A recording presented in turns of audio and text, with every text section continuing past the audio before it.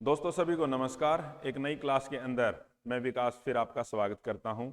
हमने दोस्तों एक सीरीज चलाई थी जिसके अंदर हम एनसीईआरटी बुक्स के फैक्ट हैं जो वो डिस्कस करते जा रहे हैं। तो आज उसी सीरीज की ये एक सेकंड क्लास है। इससे पहले हमने डिस्कस किया था कि भारत के अंदर उद्योगों का विकास कैसे हुआ। हाँ, मैं आपको बताना चाहूँगा जो हमारा जो विषय है वो दोस्तों इतिहास है, और ये जो हम फैक्ट डिस्कस करने जा रहे हैं ये क्लास 8th की बुक है हिस्ट्री की, हमारे अतीत। उसके अंदर चैप्टर फर्स्ट है, तो उसके फैक्ट हम डिस्कस करने जा रहे हैं। तो हम जिस भी छात्र ने पहली क्लास नहीं देखी है तो वो हमारी पहली क्लास देख लीजिए, उसी सीरीज में ये सेकंड क्लास है आपकी। तो आज हम डिस्कस करेंगे दोस्तों, हम पहले डिस्कस कर चुके थे कि भारत के अंदर किस तरह से कपड़ा उद्योग विकसित हुआ। उसके बाद दूसरा जो नंबर आता है कि भारत के अंदर इस्पात उद्योग किस तरह से विकसित हुआ, और धीरे धीरे भारतीय जो इस्पात था उसकी डिमांड पूरे विश्व के अंदर होने लगी। तो दोस्तों आप टीपू सुल्तान के बारे में, आपने अगर इतिहास पढ़ा है तो टीपू सुल्तान के बारे में आप अवश्य जानते होंगे। तो टीपू सुल्तान मैसूर के शासक थे और उन्होंने अंग्रेजों से 4 लड़ाइयाँ लड़ी, और लास्ट जो उनकी लड़ाई थी मैसूर का चौथा युद्ध, उसके अंदर वो मारे गए थे। जो टीपू सुल्तान को जाना जाता है वो जो उनकी मजबूत तलवार थी उस तलवार के लिए जाना जाता है, ठीक है। और आज भी इनकी जो तलवार है इंग्लैंड के संग्रहालय के अंदर रखी हुई है। अब जैसे क्वेश्चन आता है कि ऐसी क्या खास बात थी इनकी तलवार के अंदर कि आज भी इनकी तलवार की चर्चा होती है। टीपू सुल्तान अपनी तलवार से जब भी किसी को पर वार करते थे एक बार में दुश्मन को खत्म कर देते। उसके पीछे कारण क्या था? ये जो तलवार इतनी मजबूत थी कि लोहे के कवच को भी काट देती थी। अब प्रश्न आता है कि ये इस तरह बनाई कैसे गई थी ये तलवार कि भाई ये लोहे को भी काट देती है। तो ये सारी चीजें हम दोस्तों आज इसके अंदर डिस्कस करेंगे। जो भी सीटेट डीएसएसबी के अंदर क्वेश्चन प्रीवियस ईयर के अंदर आए हुए हैं मैं आपको बताता रहूंगा। आपने कॉपी पेन साथ लेके बैठना है। चलो डिस्कस करते हैं मेन फैक्ट। देखो दोस्तों, भारतीय इस्पात और लोहे धातु की कला की कहानी टीपू सुल्तान के एक मशहूर किस्से से शुरू होती है। टीपू सुल्तान 1799 तक मैसूर के शासक रहे, और लड़ते लड़ते मैसूर की चौथी लड़ाई के अंदर वो मारे गए थे, ठीक है। और उनकी जो तलवार है वो आज भी इंग्लैंड के संग्रहालय के अंदर रखी हुई है और बहुत ही बहुमूल्य संपत्ति है। अब बात आती है कि इनकी तलवार इतनी मजबूत कैसे थी। तो ये पढ़िए दोस्तों, इस तलवार में यह गुण कार्बन की अधिक मात्रा वाली वुड्स नामक स्टील से पैदा हुआ था। यानी अगर क्वेश्चन आ जाए टीपू सुल्तान की तलवार इतनी मजबूत क्यों थी, तो आप बताएंगे इसके अंदर कार्बन की अत्यधिक मात्रा वाली वुड्स नामक स्टील से ये बनी हुई थी, इसलिए ये सबसे मजबूत थी, ठीक है। और इसके बनाने में कार्बन के बहुत छोटे छोटे सूक्ष्म कणों का प्रयोग किया गया था। यानी यह बनावट लोहे में गड़े कार्बन के बेहद सूक्ष्म कणों से बनी हुई थी, ठीक है। तो आपने ये ध्यान में रखना है कि टीपू सुल्तान ने की जो तलवार है वो एक अलग तरह के स्टील से बनी थी, और उस स्टील को नाम दिया गया है वुड स्टील, ठीक है। तो ये आपने ध्यान रखना है। नेक्स्ट, टीपू सुल्तान की मृत्यु हम डिस्कस कर चुके हैं 1799 में हुई। उनकी मृत्यु के 1 साल के बाद एक व्यक्ति आता है, फ्रांस का व्यक्ति था। फ्रांसीसी व्यक्ति भारत के अंदर घूमने के लिए आता है, और इस फ्रांसीसी व्यक्ति का नाम था बुकानन, ठीक है। इसने देखा कि भाई मैसूर के अंदर, जब इसने मैसूर का दौरा किया और दक्षिण भारत का दौरा किया, तो इसने देखा कि वहां पर घरों के अंदर बहुत सारी छोटी छोटी भट्टियां लगाई गई थी। भट्टी जहां पर लोहे को पिघलाकर उस इस्पात तैयार किया जाता था, ठीक है। लोह अयस्क से इस्पात तैयार किया जाता था। घरों के अंदर छोटी छोटी भट्टियां लगाई गई थी। अब ये देखना, ये आपने ध्यान रखना है, इन भट्टियों में लोहे को काट कोयले के साथ मिलाकर मिट्टी की छोटी छोटी हांडियों में रख दिया जाता था।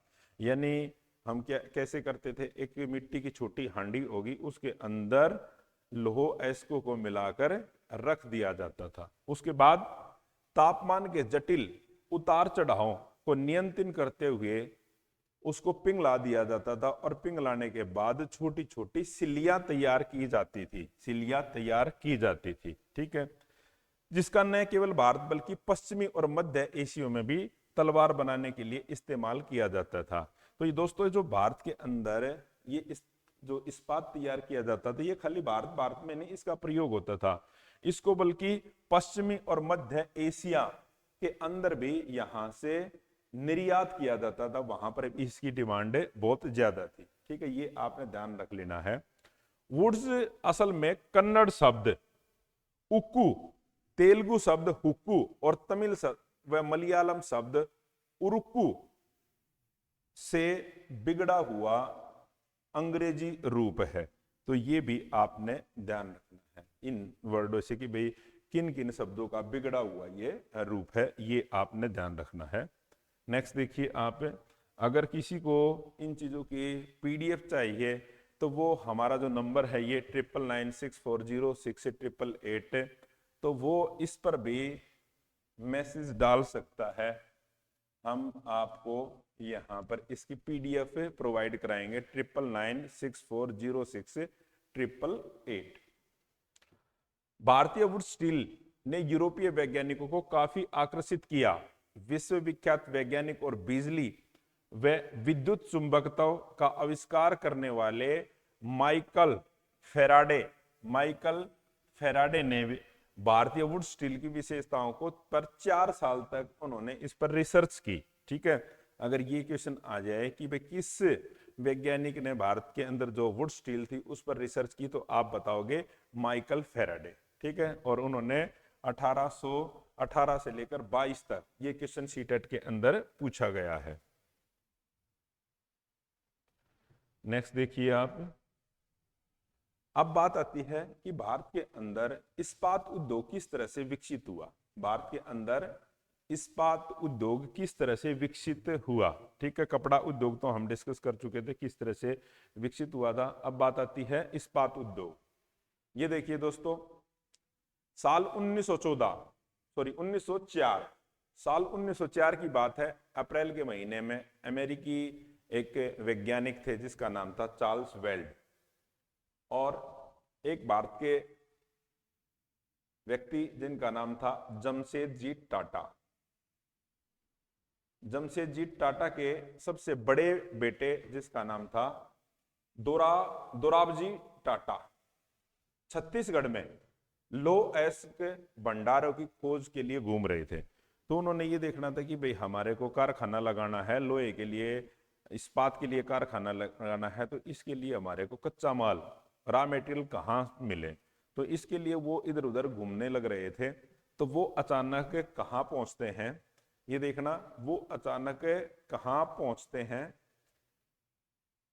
और मैं ये बताना चाहूंगा कि जो ये जमशेद टाटा थे, ये भारत के अंदर सबसे बड़ा इस्पात उद्योग लगाना चाहते थे। वो अपनी पूंजी का बहुत बड़ा भाग इसमें इन्वेस्ट करना चाहते थे।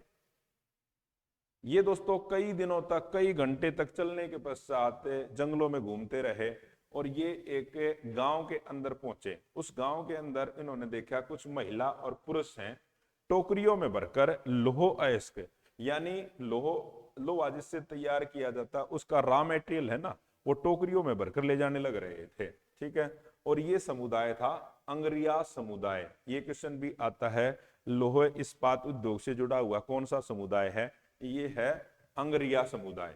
ठीक है, जब उनसे पूछा गया कि आप इनको कहां से लेके आए हो, तो उन्होंने इशारा किया कि पास ही में एक पहाड़ी है, उस पहाड़ी के वहां से हम इसको निकाल कर लेके आते हैं। तो जो जमशेद टाटा थे और जो वैज्ञानिक थे वो उनके साथ चल दिए।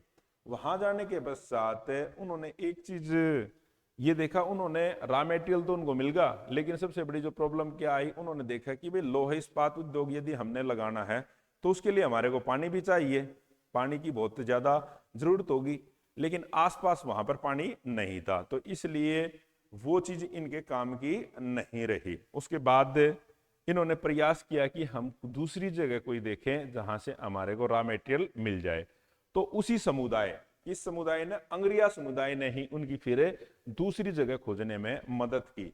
और वो जगह कहां पर मिली उनको देखते हैं दोस्तों। जैसे कि हम डिस्कस कर चुके हैं कि ये इलाका बहुत सूखा था, यहाँ पर पानी की कमी थी, इस हिसाब से यहाँ पर कारखाना नहीं लगाया जा सकता। अंग्रिया समुदाय के लोगों ने लौह एस का एक और उनको जगह बताई कि भाई आप यहां से भी लौह एस के प्राप्त कर सकते हैं, ठीक है। और ये कहाँ थी? बाद में भिलाई स्टील संयंत्र को एस की आपूर्ति की गई। जैसे दोस्तों ये था दूसरी जो जगह वहां पर खोजी गई, वो कहां पर खोजी गई? वो था सुवर्ण रेखा नदी के तट पर एक जंगल को साफ किया गया और उस तट पर कारखाना लगाया गया और इसका नाम रख दिया गया जमशेदपुर।